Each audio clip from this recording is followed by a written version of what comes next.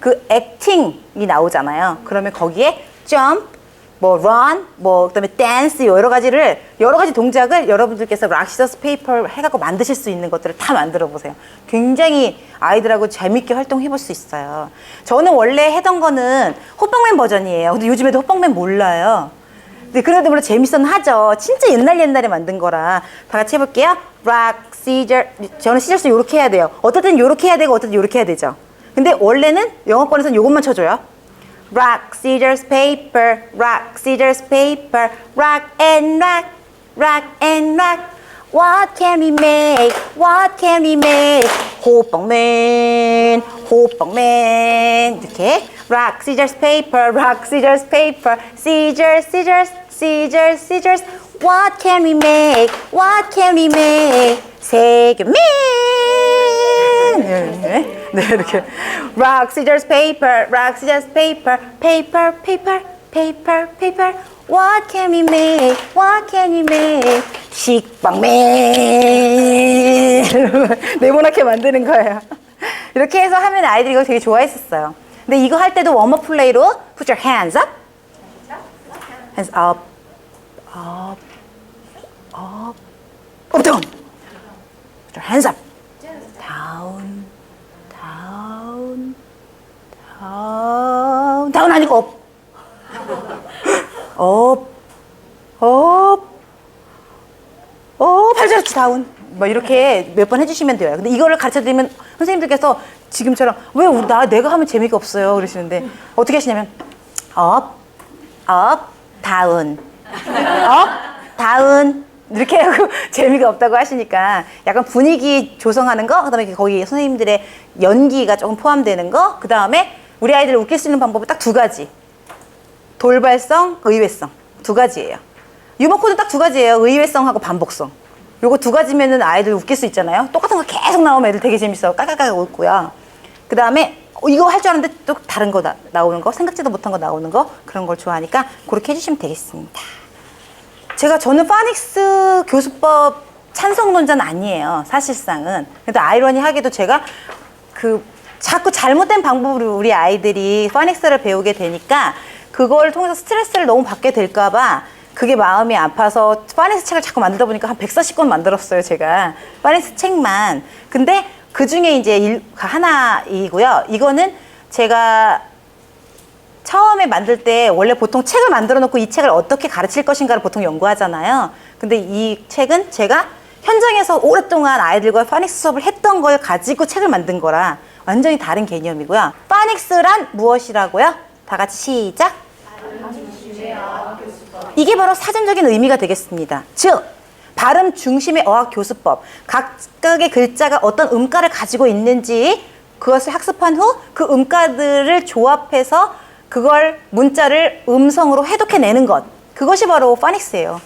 여기에 meaningful input은 포함되어 있지 않습니다. 원래는. 그러니까 사실은 그냥 읽는 것만 한다고 하면 그게 무슨 의미가 있겠어요? 무슨 단어인지 읽을 수는 있으나 무슨 뜻인지는 모른다. 그러면 그 단어는 사용할 수 없는 것이 되는 거죠. 어쨌든 궁극의 소비자는 누구예요? 아이가 아니라 아이의 엄마죠. 근데 그렇기 때문에 엄마들을 현혹시키고자 하는 상업적인 니즈가 그게 먹힌 거예요. 그래서 우리 아이들에게는 사실 파닉스를 가르친다, 가르치지 않는다가 길게 놓고 보면 똑같습니다. 결과적으로 봤을 때는 큰 차이가 없어요. 파닉스를 했던 친구와 하지 않은 친구가 결과적으로는 비슷해진다는 거. 읽기 능력은 결과적으로 목표가 어디에 있나? 리터러시에 있죠. 문해 능력. 읽고 해석하는 능력, 해독하는 능력 거기에 있는 거기 때문에 차라리 reading in context, 차라리 문맥 안에서 맥락 안에서 그 의미를 이해하도록 하고 그리고 나서 점점 분석하고 작게 만들어서 공부하는 방법도 상당히 효과적이라고 보여지거든요. 제가 보기에는. 꼭 파닉스를 해야만 한다면 이렇게 하시면 어떨까 하고 제가 오늘 그거에 대한 해법을 좀 말씀드릴게요. 파닉스 어프로치는 크게 신테틱 파닉스하고 애널리틱 파닉스로 나눌 수가 있습니다. 그런데 여러분 받아보신 그 자료에 보시면 아시겠지만 파닉스보다 그 앞선 단계가 필요해요. 파닉스가 우리 아이들에게 먼저 접근돼서는 안 되는 이유는 우리 아이들이 문자 먼저 접하는 것은 학습에 가깝기 때문에 스트레스를 동반한다고 밖에 볼 수 없습니다.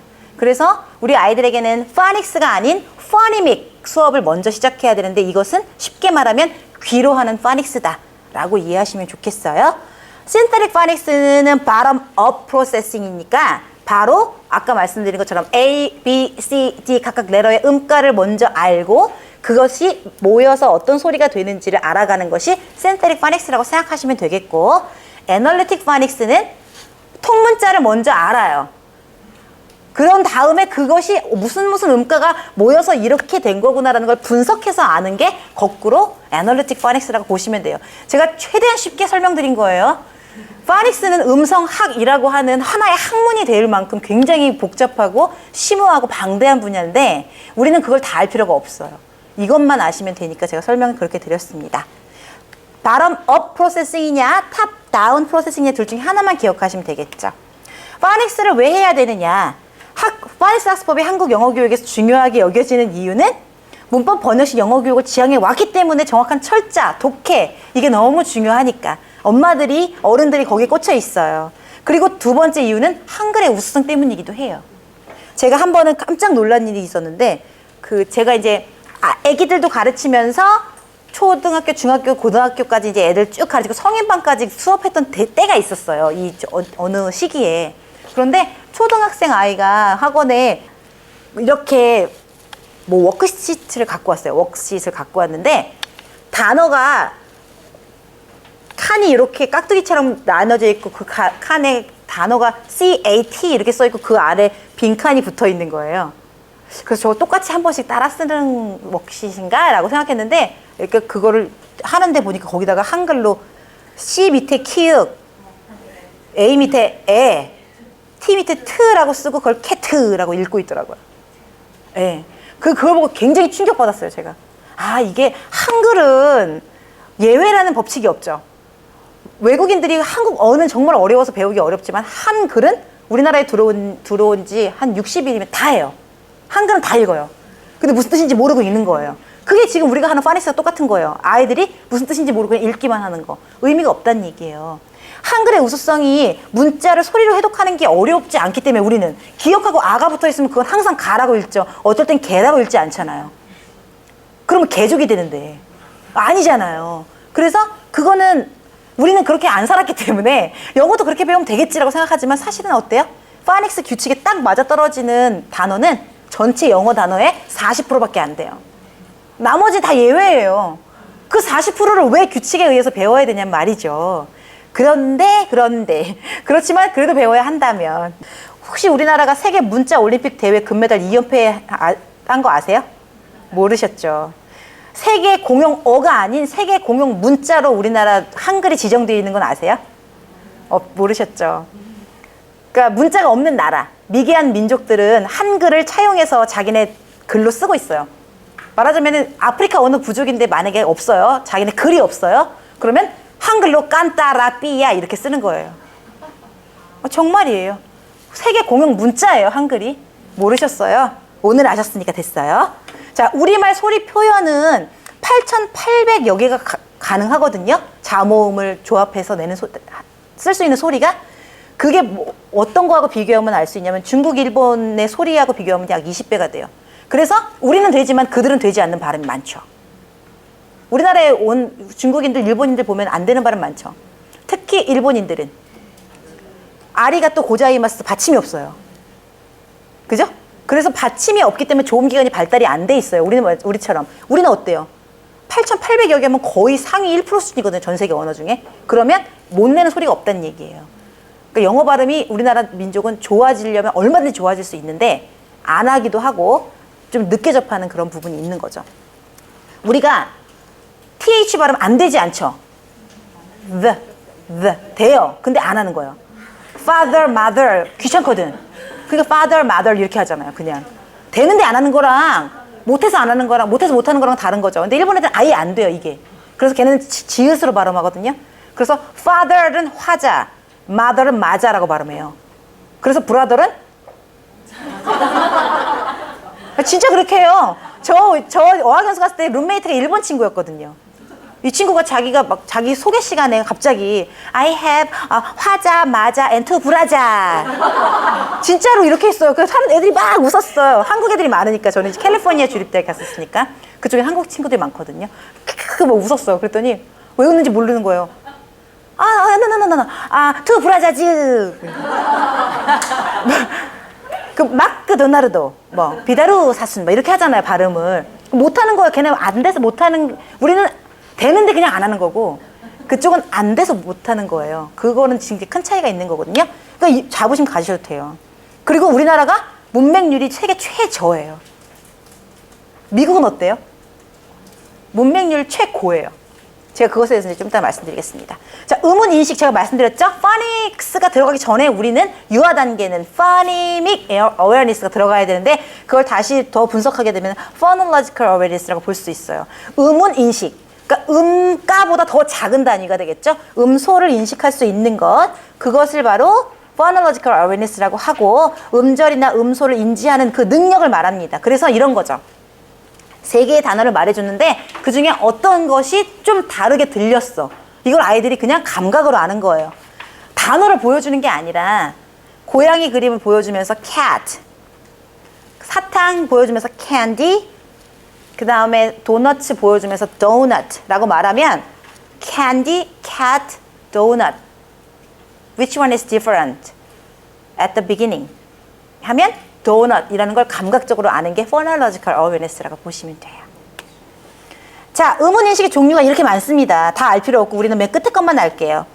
그 다음에 거기서 조금 발전하면은 onset rhyme 정도 아시면 되겠습니다. 우리가 왜 그 at family, 뭐 app family 이렇게 가르치는 거 있잖아요. at 써놓고 c 붙이면 cat, rat, set, mat 하는 거. 그게 바로 onset rhyme awareness라고 보시면 돼요. 자, 우리가 rhyme을 rhyme로 쓰는 rhyme과 여기 나온 rhyme이라고 쓰는 rhyme이 어떻게 다를까요? 둘은 같은 말은 아닌데 비슷한 말이라서 구분하기가 어려워요. 우리 rhyme 뭐라 그래요? cat, set, rat, bat 이렇게 나왔을 때 그럼 뭐가 rhyme이 돼요? at가 rhyme이 되고 크브스트는 크브스무는 뭐가 돼요? 온셋이 되는 거거든요. 바뀌는 부분이 온셋이고 음이 겹치는 부분이 라임이잖아요. 그래서 래퍼들이 라임을 맞힌다 그럴 때 뭐뭐하고 이렇게 맞히는 거잖아요. 라임인데 우리가 생각하는 라임은 이렇게 다 스펠링이 at, f 이런 식으로 똑같아야 된다고 생각하지만 사실은 bear hair 이것도 라임이에요. Twinkle twinkle little star How I wonder what you are star are 이것도 라임이에요. Twinkle, twinkle, little 당연히 라임이고요. 소리가 같은 것, 소리까지 포함한 것, 그 스펠링까지 같지 않아도 되는 게 지금 나온 라임이고요. RHYM이라고 쓰는 거는 스펠링까지 같은 걸 의미하는 거라고 그렇게 이해하시면 조금 쉬우실 것 같아요. 자, phonological awareness하고 phonics 어떻게 우리가 접근시켜야 되느냐. 소리를 듣는 것과 어떻게 소리들이 모여서 말이 되는지를 이해하는 것, 그 다음에 소리와 글자의 상관관계를 이해하는 것, 어떤 게 먼저겠습니까?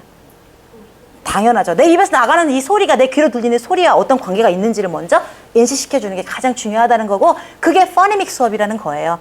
그러니까 우리가 하고 있는 phonics 수업은 사실은 어떻게 하냐. 문자를 배제한 상태에서 소리로 조작해야 됩니다. 이해되시죠?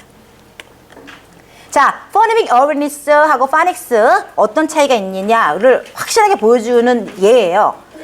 제가 아까 말씀드렸지만 미국은 어때요? 전 세계에서 문맹률이 최고 높아요. 그리고 영어권 나라들을 대상으로 한 읽기 능력 평가를 했는데 꼴찌했어요. 40년 전에. 비상 걸렸어. 야, 우리가 꼴찌란다. 이거 어떻게 해결해라 니네. 그래갖고 NRP, National Reading Panel.